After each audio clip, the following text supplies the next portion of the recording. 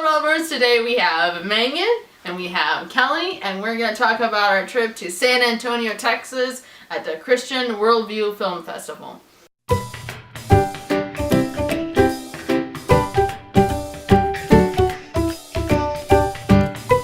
Me, Megan, and Bridget went to the film festival. Kelly did not. She was here. She was working on the videos. She made a little vlog video about editing a couple of videos, which will be in the description below. But Kelly's here. For some reason. Because Kelly's here to agree with us, and that's it. Let's get started. First, let's talk about getting to San Antonio, Texas. The sign was lying to us. Megan said, "Look! An airplane! Cool! Heather! We missed our exit! Why aren't you leaving?"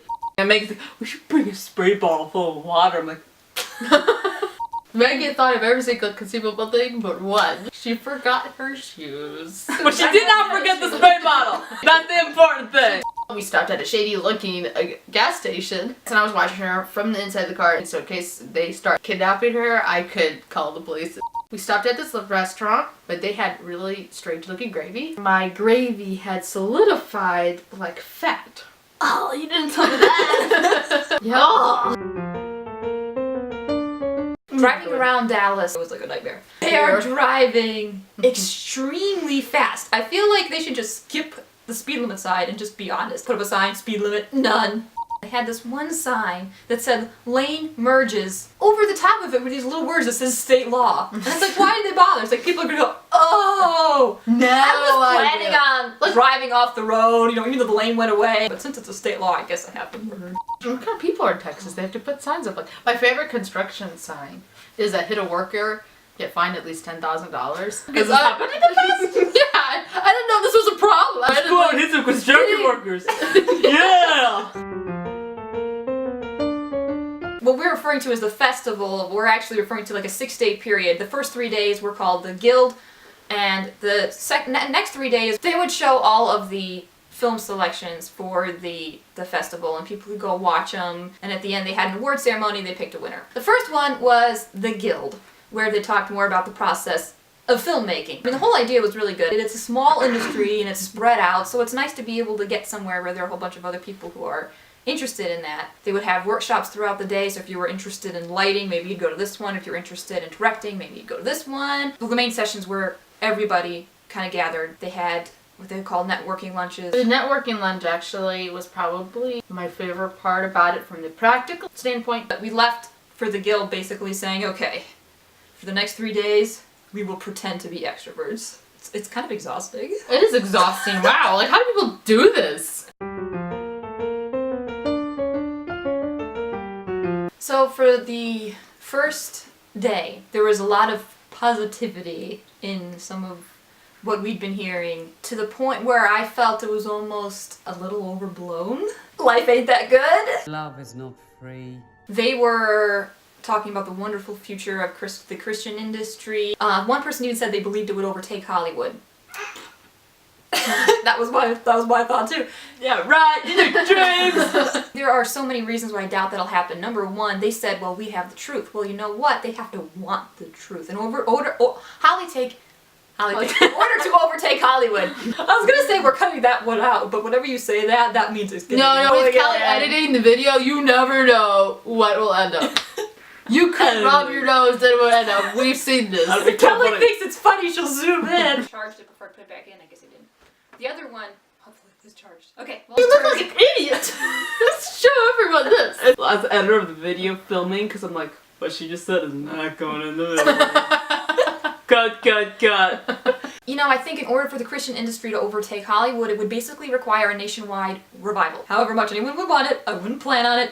I do not expect the Christian industry to overtake Hollywood anytime soon, or frankly, probably for as long as the world exists. Holding the truth out to people is what should be done, basically whether they want it or not. But frankly, if they don't want it, they're not gonna go pay see it. That is only half the problem. They're like, oh, it's going to overtake Hollywood. You could go by the world doesn't want the truth. That works. But the other blatant reason why you won't overtake Hollywood is that you don't deserve to. 95% of the Christian movies I watch, they're like, that was a total waste of my hour and a half of my life. Let's go watch Hollywood film. They're like, let's get good cameras. Let's get good audio. And I'm like, let's get good acting and let's get good writing. That's your base, okay? Because when your actors are bored Boulder was hungry. and your writers are like Barbie movie writers. This is so exciting, Barbie. Isn't it? I can't think of a better way to help the environment. You're not gonna succeed and you don't deserve to succeed. She can say this because she wasn't there, so she's not talking to Yeah. anybody we saw. You would have to tell good stories and good acting. It's essential. The best example there is Hoodwinked. The animation is not that great. The characters did not look that good. They're ugly. And they're not very, they Just don't look saying. Again, Ugly is a little far. I've seen more ugly looking Okay. characters in the Sunday comic strips. Red is not ugly. The wood person, axe person, he is hideous. You ask a lot of questions, mister. I can do the cowboy accent. from a technical aspect, it's not very good at all. But the story was so creative. And the acting was really good. And the acting was so good. I've watched that movie many times. Most Christian films you watch and you're like, that's fine. Let's go watch Hoodwinked. Technically speaking, they're all very good. But the acting and the storytelling, The most important part of the movie. in the point they're trying to make, it comes out awkwardly. Force in the message, like, hello, I have biscuits and gravy today. Oh, by the way, I learned this lesson. Yeah. So they had a really rosy caked, view of the future as far as the Christian industry is concerned. And I went back that night and I'm thinking, okay, if part of this festival is about preparing us for this industry, the cold, hard truth is we need to be prepared to fail. When I looked around that room, I really literally thought that day, most of these people, ourselves potentially included, this will not be our vocation. Second day, cue Jealous Jenkins.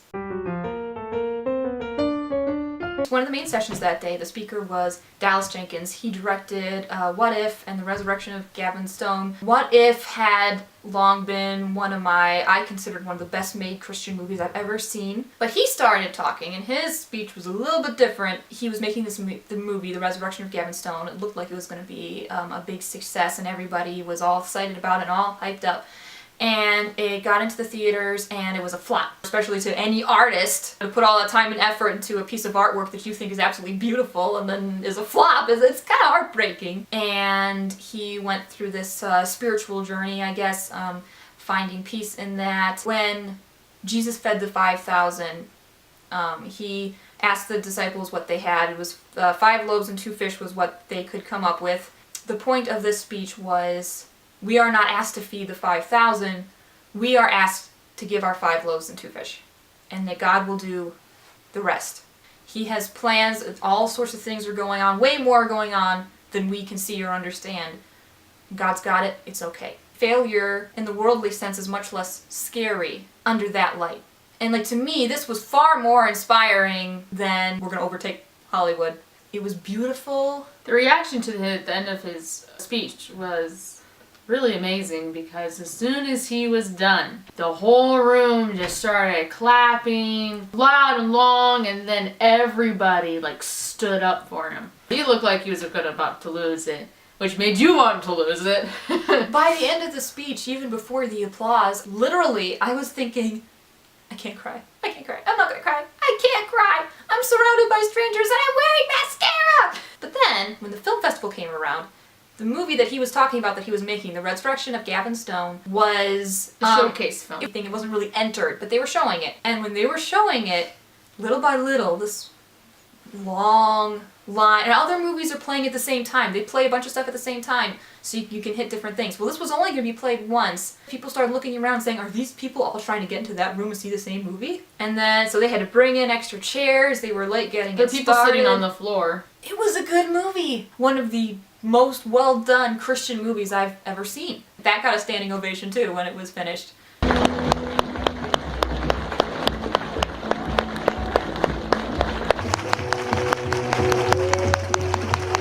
To me, that was basically the highlight of the whole thing, was the whole Jealous Jenkins. If you're there to learn how to distribute your movie or how to raise money for your movie, you will probably be disappointed. They had a panel discussion on one of these days with these people who had succeeded in the industry. They got a lot of questions like that.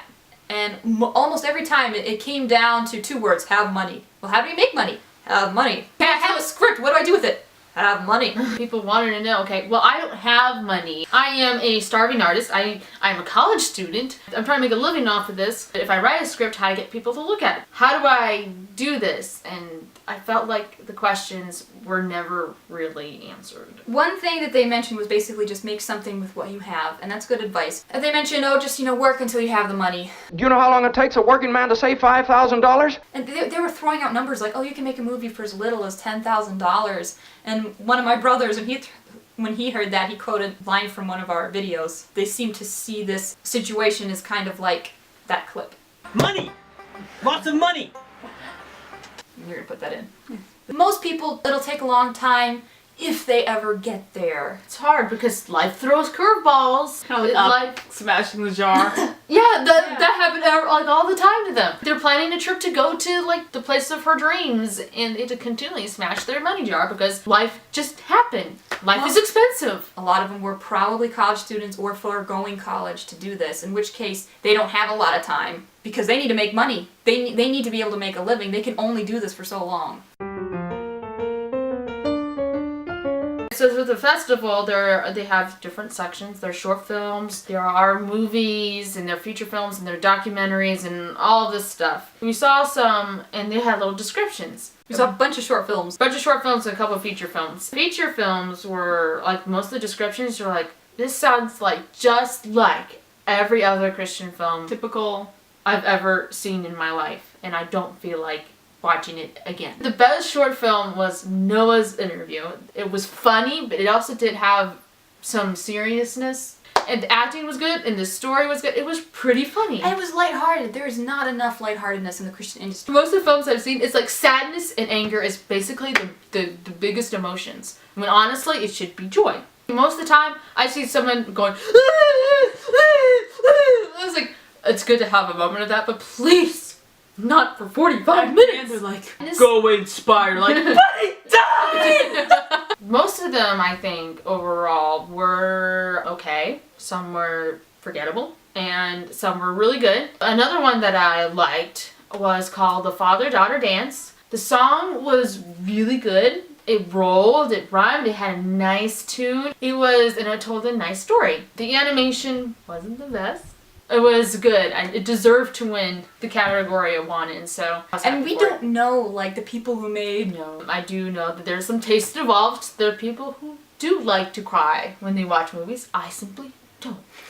There's another one. It was made by the same people. Kids, the main characters. It was a good short film. That was one of our favorites too, and one of the other favorites was a short where it was kind of creative. They had the kids play the parents, I like that one. and the older people play the kids. So It was I funny. liked that I one like too. that one. Well, actually, The Resurrection of Gavin Stone. I would recommend that one. Go I was see like, those. go watch The Resurrection of Gavin Stone. I haven't watched it either. It was the best film that I watched there. The shorts, the ones that we mentioned were our favorites. Go watch those too. Those were good. So thanks everyone for listening to our time there and what our favorites were in the festival and all that stuff, all of our thoughts, and Kelly here cheerleading us on. Don't forget to like, comment, and subscribe. Bye!